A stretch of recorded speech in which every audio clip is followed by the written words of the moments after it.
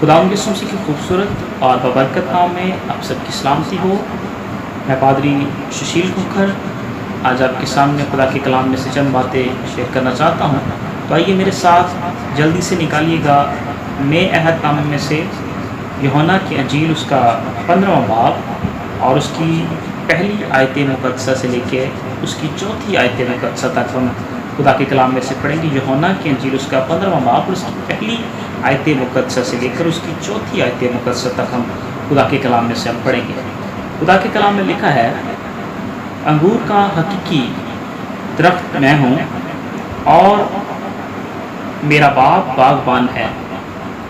جو ڈالی مجھ میں ہے اور پھل نہیں لاتی اسے وہ کاٹ ڈالتا ہے، اور جو پھل لاتی ہے اسے چھانٹتا ہے تاکہ زیادہ پھل لائے۔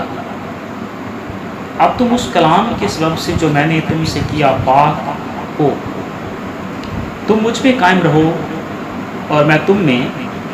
جس طرح ڈالی اگر انگور کے درخت میں قائم نہ رہے تو اپنے آپ سے پھل نہیں لا سکتی، اسی طرح تم بھی اگر مجھ میں قائم نہ رہو تو پھل نہیں لا سکتی۔ اور کلام کا پڑھا سنا جانا ہم سبوں کے لیے باعث برکت ہو۔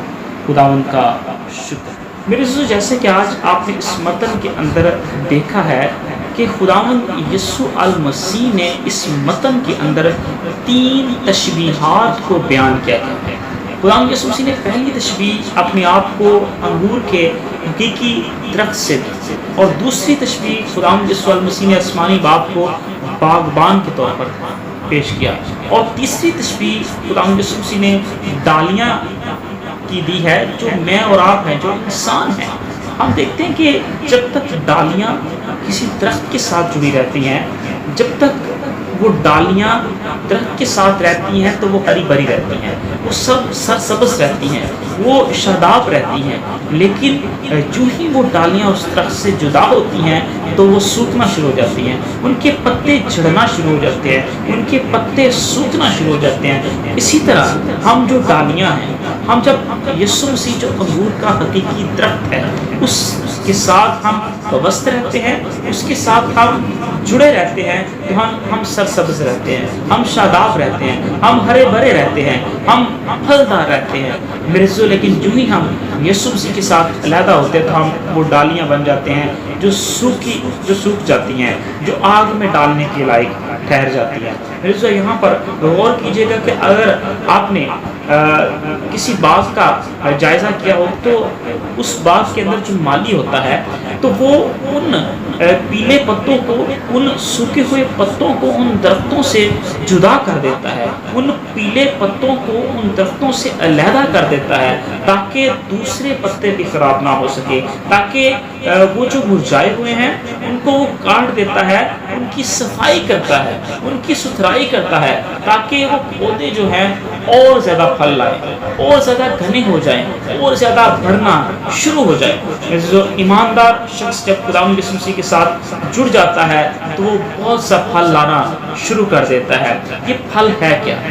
یہ خداوند یسوع مسیح کا وہ کردار ہے جو ہم میں نظر آتا ہے، اور وہ کردار کیا ہے؟ بائبل مقدس یسوع مسیح کے بارے میں بیان کرتی ہوئی نظر آتی ہے کہ ویسا ہی مزاج رکھو جیسا مسیح یسوع کا ہے۔ آج بہت سے لوگ مسیح ہونے کا دعویٰ تو کرتے ہیں، لیکن انہیں یہ جان لینا چاہیے کہ وہ خداوند یسوع مسیح کے کردار کو پیش کر رہے ہیں یا نہیں کر رہے۔ وہ کردار کو پیش نہیں کر رہے تو پھر کہیں نہ کہیں خرابی ہے، ہمیں کہیں نہ کہیں طور پر جڑے ہونے کی ضرورت ہے۔ مسیح میں ہمیں اپنے آپ کو جوڑنے کے لیے اپنے گناہوں سے توبہ کرنے کی ضرورت ہے۔ کہ بائبل مقدس کے اندر اگر آپ دیکھیں تو بائبل مقدس کے اندر لکھا ہے کہ خدا نے دنیا سے ایسی محبت کی کہ اس نے اپنا اکلوتا بیٹا بخش دیا تاکہ جو کوئی اس پر ایمان لائے ہلاک نہ ہو بلکہ ہمیشہ کی کیا کرے، زندگی پائے۔ اور کلام کے اندر یہ بھی لکھا ہے کہ جتنوں نے اسے قبول کیا اس نے انہیں خدا کے فرزند ہونے کا حق بخشا، تو پھر ہم خدا کے بیٹے اور بیٹیاں بن جاتے ہیں۔ جب ہم خداوند یسوع مسیح کو خدا کو قبول کر لیتے ہیں، لیکن ہم یہاں پر غور کریں گے کہ گزشتہ دہائیوں سے مسیحوں کا وہ کردار ہمیں نظر نہیں آ رہا، کیونکہ بائبل مقدس تو یہ بیان کرتی ہے کہ ویسا ہی مزاج رکھو جیسا مسیح یسوع کا تھا۔ دو باتیں مسیحیوں کے لیے بڑی مشہور تھی۔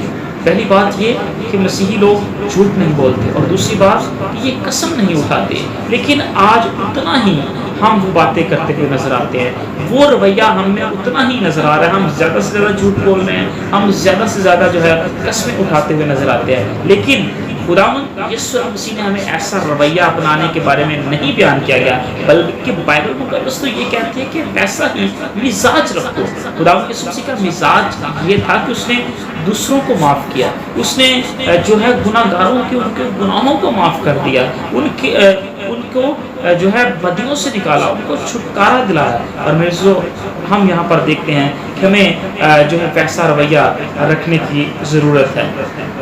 اگر آج آپ دیکھیں تو کلام کے اندر لکھا ہے کہ تیری کوئی ایک گال پر تماچا مارے تو دوسرا بھی اس کی طرف کر دے، گالی کے بدلے گالی نہ دینا۔ خداوند یسوع مسیح نے کیا کہا ہے؟ خداوند یسوع مسیح کی تعلیم کیا ہے کہ تیری کوئی ایک گال پر تماچا مارے تو دوسرا بھی اس کی طرف کیا ہے جو ہے پھیر دے۔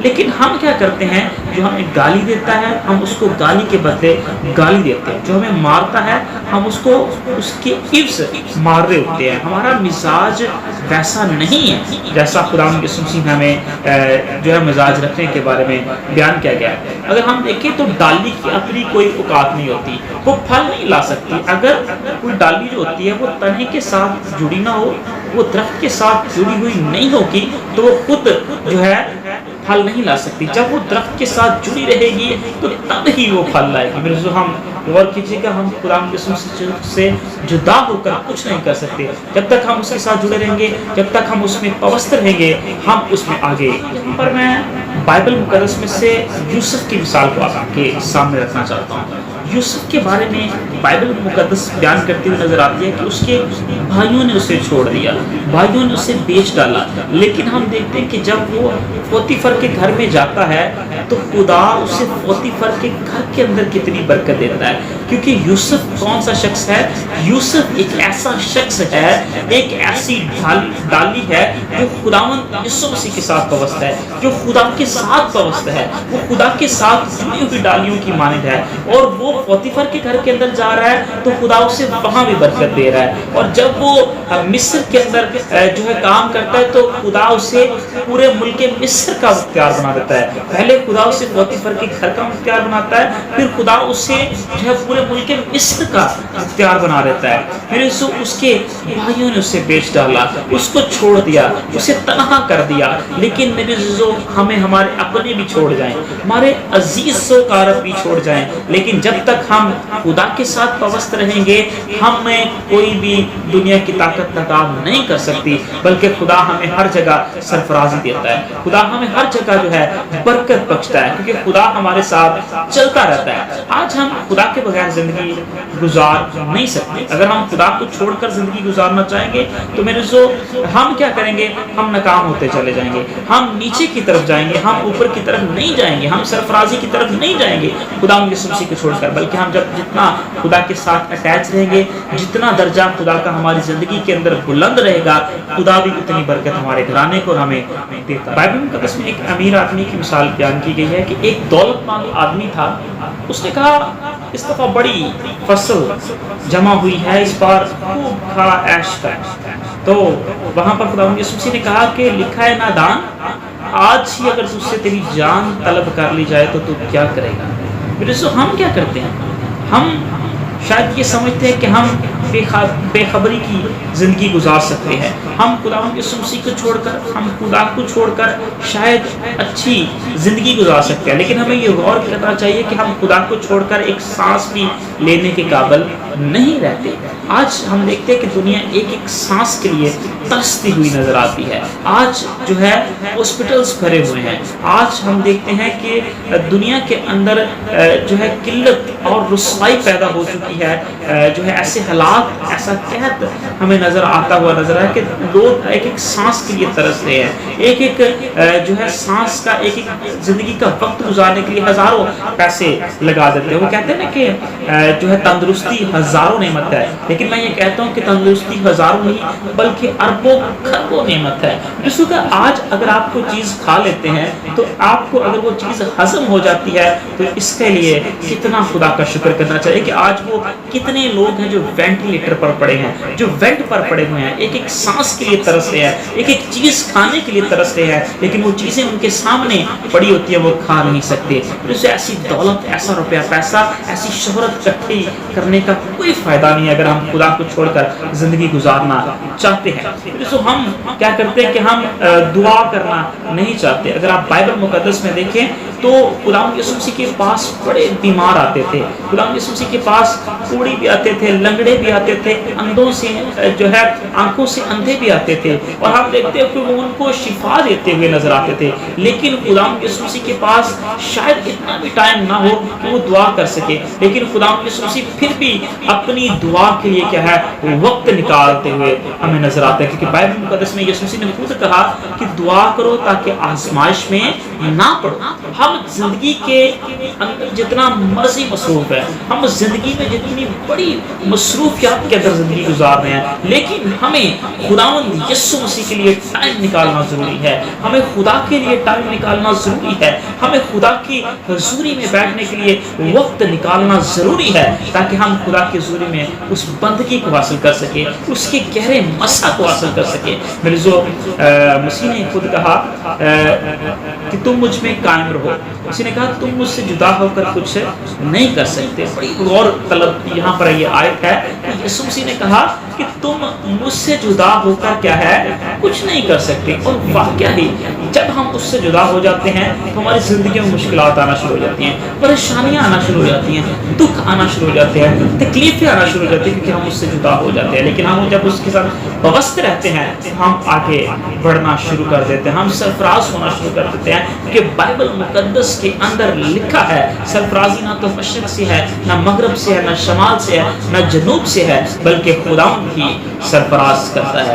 میرے جو ہم دیکھتے ہیں ہم لاکھوں روپیہ بھی کما لاتے ہیں، پتہ نہیں چلتا ہے کدھر جا رہا ہے، وہ پیسے آتے ہیں اور چلے جاتے ہیں۔ میرے اس لیے ہمیں خداوند یسوع مسیح میں وابستہ ہونے کی ضرورت ہے۔ وہ جو انگور کا حقیقی درخت ہے ہمیں اس کے ساتھ ہمیشہ جڑے رہنے کی ضرورت ہے، ہمیں ہمیشہ ایسی ڈالی پہننے کی ضرورت ہے جو خداوند یسوع مسیح کے ساتھ وابستہ رہے، وہ اس انگور کے حقیقی درخت کے ساتھ وابستہ رہے۔ جب ہم یسوع مسیح کے ساتھ وابستہ رہیں گے، اس کے ساتھ جڑے رہیں گے، تو خداوند یسوع مسیح ہمیں کثرت سے برکت دے گا۔ اور بائبل مقدس میں لکھا ہے کہ جو تم زمین پر باندھو گے وہی آسمان پر بندھنا شروع ہو جائے گا۔ میرے جب ہم خدا کے ساتھ اٹیچ رہتے ہیں، خدا کے ساتھ جڑے رہتے ہیں، تو ہم اس ڈالی کی مانند ہوتے ہیں جو سرسبز ہوتی ہے، جو شاداب ہوتی ہے، جو ہمیشہ ہری بھری ہوتی ہے، اور جو ترقی کرتی ہے، جو بڑھتی ہے، جو بہت سا پھل لاتی ہے۔ اس لیے میرے جو ہمیشہ ہمیں خدا کے ساتھ جڑے رہنے کی ضرورت ہے اور بہت سا پھل لانے کی ضرورت ہے، اور اپنی زندگیوں کو زیادہ سے زیادہ فروٹفلنس والی زندگی بنانے کی ضرورت ہے، تاکہ ہم ہمیشہ اس میں خوش رہیں اور بڑھتے چلے جائیں۔ خدا آپ کو اور مجھے اس کلام کی وسیلہ سے کثرت سے برکت دے۔